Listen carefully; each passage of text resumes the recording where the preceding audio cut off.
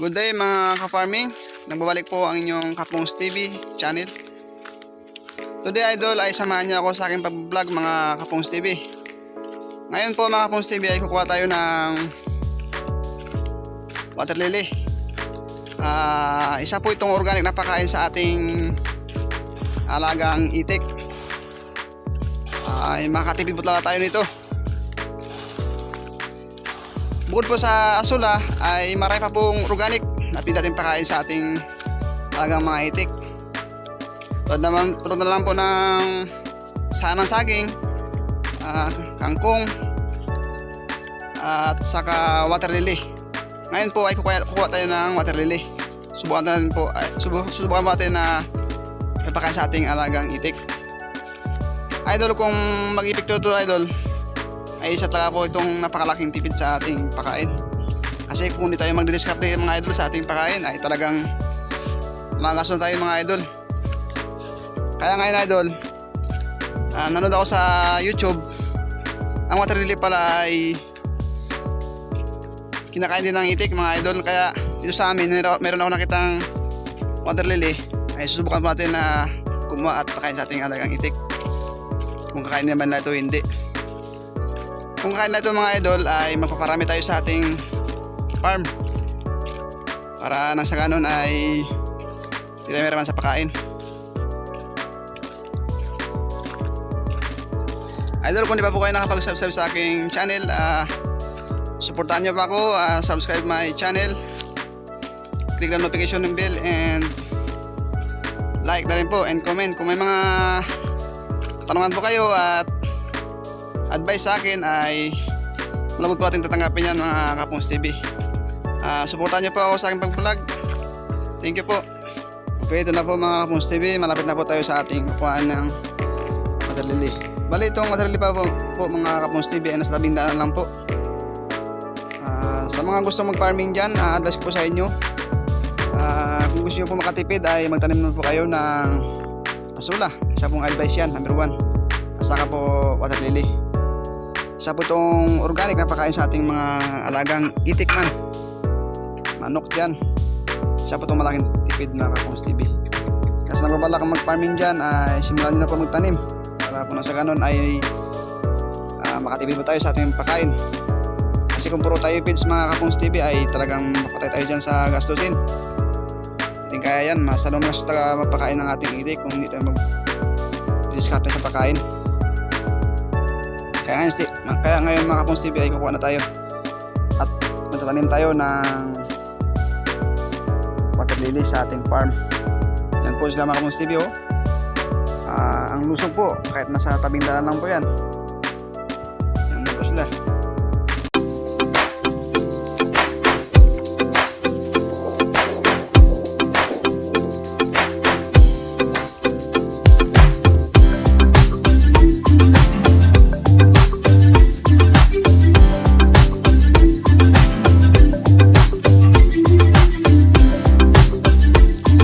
Kapongs TV, tapos na po tayo sa ating pangwa ng water lily.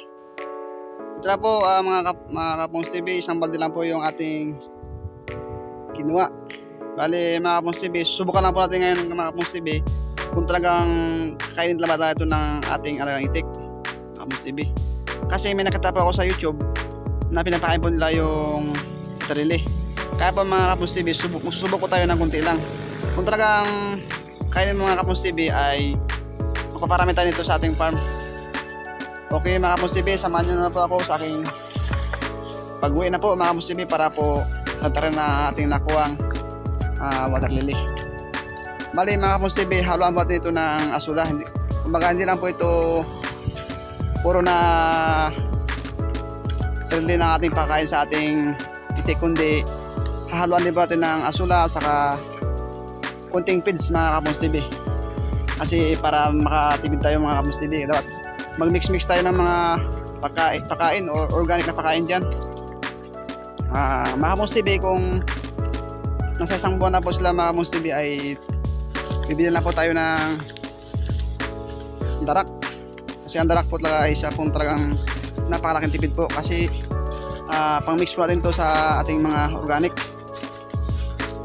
Kasi kung asula lang ay madali pong mabos yung ating asula, kaya haluan po natin ang darak mga Kapons TV.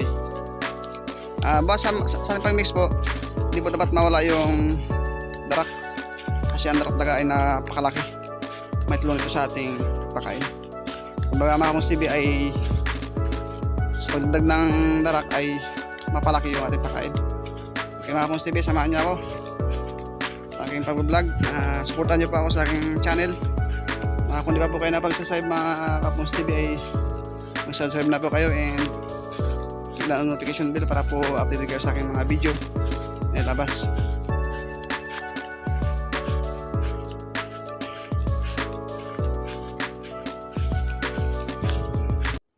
Okay mga Kapons TV, tapos na po tayo sa ating paghugas ng water-lily. Ngayon po mga Kapons TV ay gagatin po natin ito ng maliliit para po makain ng ating alansiho. At mimix po natin ito sa asula at feeds.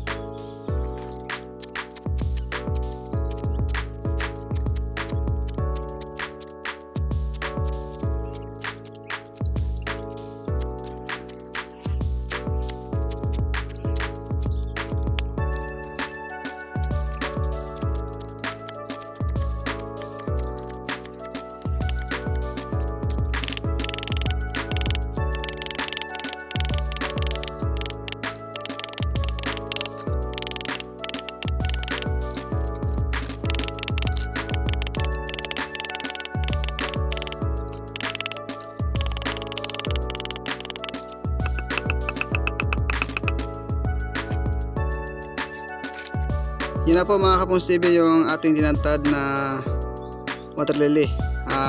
Bali ngayon po mga Kapons TV ay kukuha po tayo ng asula para panghalo dito mga Kapons TV.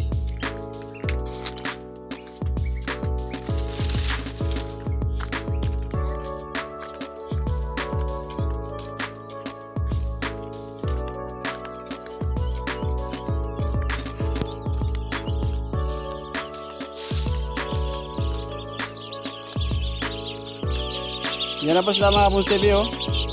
Ang malaki na po nila. Ang malakas po niyang kumain mga Kapons TV. Baka maubos nyo agad yung ating yantad na water lily mga Kapons TV. Tara mga Kapons TV, samahan niyo ako sa panguha ng asula.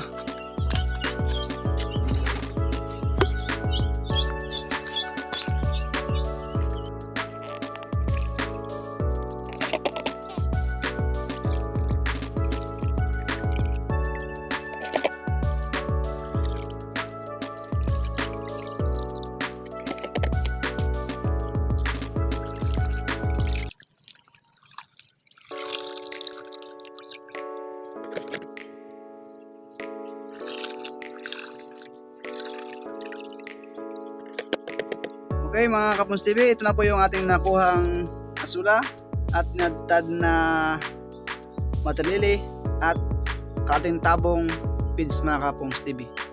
Ngayon po mga Kapons TV ay paghaloy po natin sila para nasa ganun mga Kapons TV ay makatipid tayo o maparami natin yung kanilang pagkain. Yan po mga Kapons TV, halang po natin ng feeds mga Kapons TV. Yan po mga Kapons TV, makita nyo po. Nako mga Kapons TV, kulang pa po ito mga Kapons TV sa kanila. Kasi po mga Kapons TV, ang ating pong alang itik ngayon mga Kapons TV ay talagang napakaras kumain mga Kapons TV. Kaya kung di tayo magdidiskarte sa pagkain mga Kapons TV, hanap ng paraan para tayo makatipid, ay talagang masakit sa bulsa mga Kapons TV. Kaya ngayon mga Kapons TV ay magpakain tayo ng organic. Halo natin sila mga Kapons TV. Ipaghalo natin sila. Bali ang ginawa ko mga Kapons TV ay na-search pa ako sa YouTube kung ano po yung mga pwedeng pakain sa ating alagang itik. Yung una ko pong nakita ay yung asula. Kaya bago pa lang pa ako nagkaroon ng itik, siyo tanim na pa ako ng asula. Kaya Ngayon, ito na po yung aking pinapakain sa aking mga itik. Nakita ko rin po mga Kapons TV, napanood ko rin po. Ito po yung mga water lily at mga sanang saging, kangkong, marami pang iba mga Kapons TV. Pinaghalo po natin ito mga Kapons TV sa darak. Kapons TV. Okay, yan po mga Kapons TV. Tapos na po tayo sa paghalo ng ating pakain. Ngayon mga Kapons TV ay magpapakain tayo ng ating siho. Tingnan natin kung maubos ba nila ito mga Kapons TV.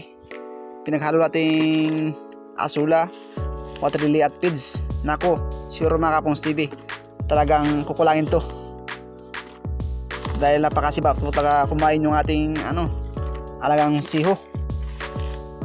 Lalo na ngayon mga Kapons TV ay mag-isang buwan na po sila. Kaya talaga mga Kapons TV ay talagang sisipakan po talaga natin mga Kapons TV sa paghanap ng pagkain organic. Magtanim po tayo at magparami ng asula at water lily mga Kapons TV. Isa rin mga Kapons TV sa mga itanim ko ay yung Madre de Agua. Bali yung aking Madre de Agua mga Kapons TV ay nakapalibot po yan sa sa aking bakod. Diyan po yan mga Kapons TV, sa gilid ng bakod na yan. Diyan po itinanim yan.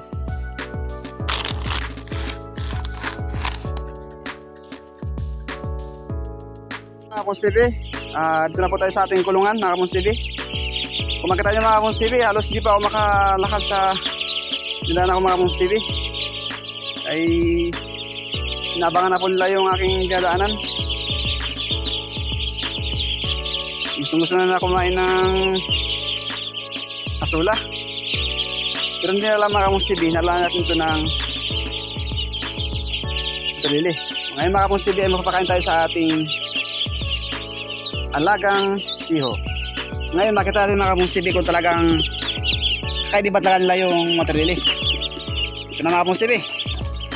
Yan na. O diba mga Kapons TV, ang nakasal lang kumain. Yan po mga Kapons TV.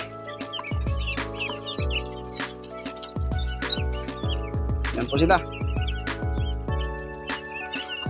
Mga Kapons TV, talagang totoo nga po talaga na kinakain po talaga ng itik yung trili. Yan po mga Kapons TV. Kaya po ngayon mga Kapons TV ay magpaparami tayo ng water lily sa ating pond.